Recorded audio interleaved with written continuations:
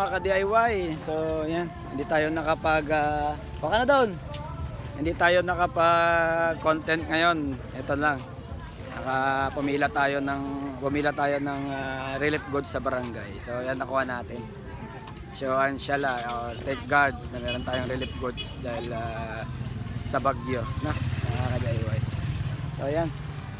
Pero itong relief goods na to ipapamigay ko din mamaya, na.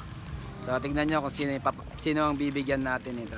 Mayroon pong mas deserve dito sa ayuda na to, no? Hindi natin to deserve kasi kaya naman natin bumili.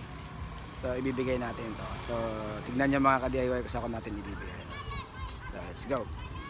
What's up? Dito po natin, ito po yung video natin, no? Dito natin i-donate yung deserving po nila ito ng mga ka-DIY. Deserving po ito. So ilaw natin para makita niyo po kung saan natin ibibigay yung relief goods po, no, na nakuha natin.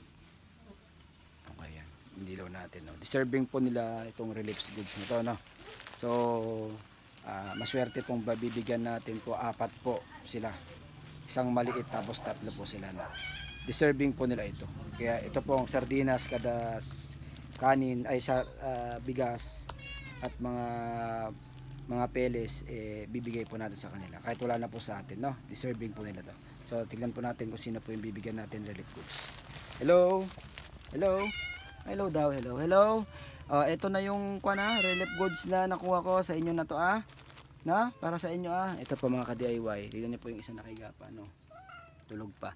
So dito natin ibibigay yung relief goods natin, no, para deserving po ng mga pusa pong ito na mabigyan, no. So yan, no. Ito na yung relief goods nyo, Ano masasabi nyo? Wala bang thank you? Walang thank you? Thank you. Wala bang thank you? Walang thank you? Ito na yung relief goods ninyo. Kasya ba sa loob ng lalagyan nyo? Iluluto ko na lang.